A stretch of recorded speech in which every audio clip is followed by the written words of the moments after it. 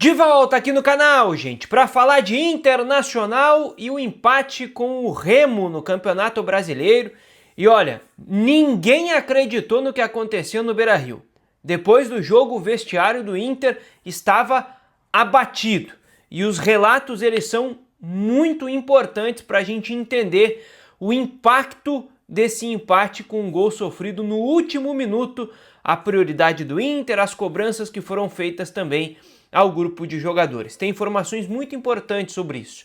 Então, se inscreve aqui no canal e ativa o sininho com as notificações para não perder os próximos vídeos de Inter e também de Grêmio, que tem informação todos os dias aqui. E claro, deixa o like nesse conteúdo, porque isso mostra para o YouTube que o conteúdo vale a pena e esse conteúdo chega para mais gente. 1 a 1 Inter e Remo. O Inter sai na frente com 3 minutos de jogo. O Inter perde um caminhão de chances e toma o gol no último lance da partida, basicamente, né? No gol de falta marcado pelo Vitor Bueno, de muito longe. E aí tem vários pontos que a gente precisa elencar aqui para entender como é que o Inter assimilou tudo isso nesses primeiros minutos, vamos dizer assim, desse empate. Primeiro, o Inter entende que faltou ao time a capacidade de matar o jogo. E que isso é algo que tem acontecido frequentemente. Mas o Pesolano não sabe explicar, não sabe o que dizer aos jogadores, o que dizer aos torcedores, o que dizer à direção sobre por que o Inter, reiteradamente nesse ano de 2026, passa por isso, de construir um jogo razoável contra o adversário, às vezes jogar melhor que o adversário, criar chances para ganhar ou para empatar alguns jogos, ou empatar jogos que deveria ganhar ou perder jogos que poderia pelo menos somar ponto. Se não ganhar, pelo menos empatar o jogo. Então, este é um problema crônico hoje no Inter e o Pesolano não sabe a causa disso.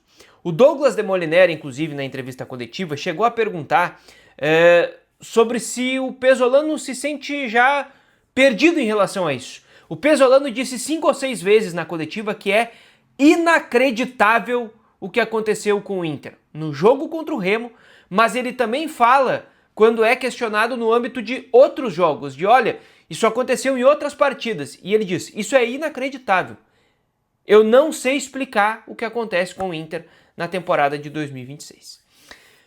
O Douglas Demoliner pergunta sobre o fato de o Pesolano, de repente, está perdido já em relação a como resolver esse problema, se não tem um diagnóstico.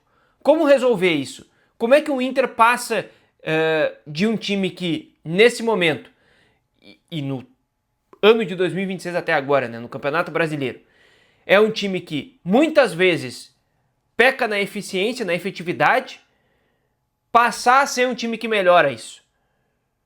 E aí o Pesolano disse que ele não se vê perdido em relação a isso, a essa situação do Inter, nesse quesito da efetividade do ataque, mas que ele se vê surpreso em relação à quantidade de vezes que isso aconteceu na temporada.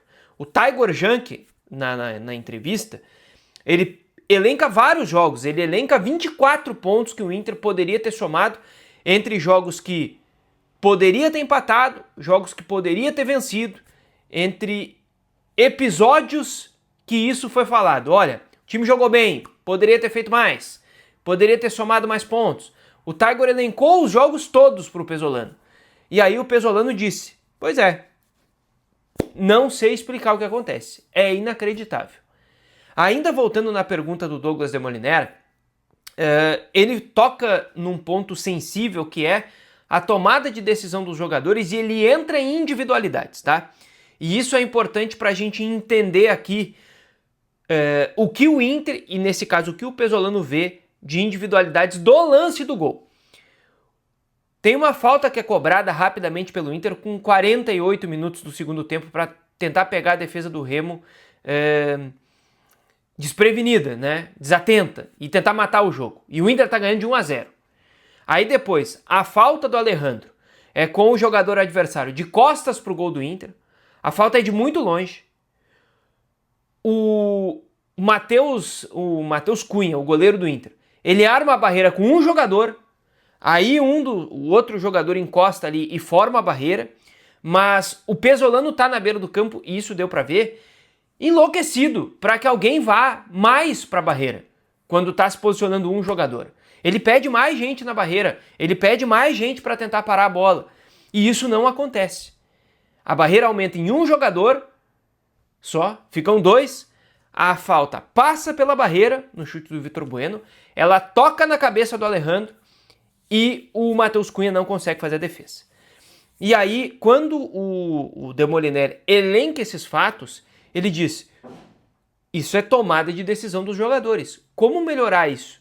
Como resolver essa questão? E o Pesolano concorda com todos os apontamentos feitos pelo Demoliner. Ou seja, ele vê todas essas falhas que estão sendo debatidas, que muita gente está levantando, a partir do momento em que ele concorda com tudo que é colocado pelo Demoliner na pergunta, muito bem elaborada por ele, ao Pesolano, sobre essas questões individuais. Então tudo isso vai na conta, sim, de como o Inter trata, inclusive publicamente. Óbvio que ele não foi queimar os jogadores, ele não foi citar ou esmiuçar os erros, mas ele concorda com tudo isso. Ele concorda com todos esses fatos. Tem um outro ponto também que talvez tenha passado despercebido, que é o fato de que aquele chute do Aleph Manga, que o Iago Pikachu tá sozinho para receber e ele chuta para cima, também é uma bola que o Alejandro perde, né? Na entrada da área, na disputa ali, ele perde, o Aleph Manga bate para fora, o Pikachu estava sozinho se ele desse o passe, mas isso não foi colocado na pergunta pelo Demoliner para o Pesolano. É importante fazer esse adendo. É um lance que também acontece, e é claro, tem outros lances que estão sendo recuperados ali, bola que o Alejandro perde no ataque e tudo mais. E aí, obviamente, que o nome do Alejandro em si, ele também foi trabalhado individualmente, né? A pergunta para ele, para o Pesolano, se o Alejandro é um jogador que passa a ser descartado pelo Inter, se ele é um jogador que ele não vai ser mais aproveitado, que à medida que o Pesolano vai receber um centroavante que é o Sanabria, né, que está acertado aí e precisa chegar e fazer os exames médicos para ser anunciado pelo Inter, ele é mais uma opção. Então o Alejandro ele passa a ser um jogador que não joga mais com o Inter. Em virtude de tudo isso, né, o jogo de hoje, mas o histórico de ele ter se apresentado acima do peso quando ele era a única alternativa com o Borré, já sabido que seria vendido ali para o River Plate, mas sabia que se não fosse para o River, seria para o futebol dos Estados Unidos. Enfim, ele sairia de qualquer jeito e o Alejandro se apresentou acima do peso. E aí o Pesolano foi protocolar, né? Disse que não vai desistir de ninguém, que não descarta o jogador, que o Alejandro é um cara que se dedica, que treina e que, enfim, é um jogador que está buscando seu espaço, é um jogador que hoje está dentro do contexto do Internacional. Publicamente ele não falou sobre isso.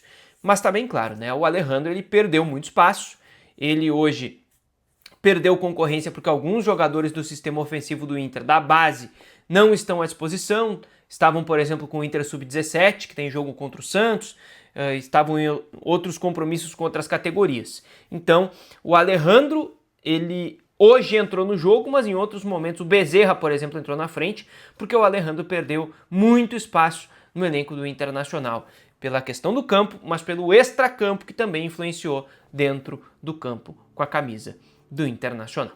O Matheus Bahia, lateral do Inter, ele falou sobre o fato de o Inter ter jogado no lixo o resultado, né? Que foi tudo por água abaixo, o jogo inteiro que o Inter fez contra o Remo, a partir do momento em que o Inter toma esse gol no fim. E o Pesolano, para não dizer aqui que ele não falou do jogo, ele disse que se não fosse o gol, se não fosse o Inter sofrer o gol no último lance do jogo, o Inter teria feito um jogo perfeito, porque o Remo não criou para fazer gol no Inter. O Remo não teve grandes chances. O Remo não fez o Matheus Cunha fazer série de defesas difíceis, milagres. Ele fez ações pontuais. Na visão do Pesolano, o Remo não tinha volume e nem chances o suficiente para empatar o jogo. E acabou acertando o chute o Vitor Bueno e empatando esse jogo. Com o resultado, o Inter é o primeiro time fora da zona de rebaixamento, com 1 ponto a mais que o Mirassol com esse empate, mas o Inter poderia ter sido o 14º colocado se tivesse mantido essa vitória no placar. Chegou até aqui? Então se inscreve no canal, ativa o sininho com as notificações, deixa o teu like, que a qualquer momento a gente está de volta. Valeu!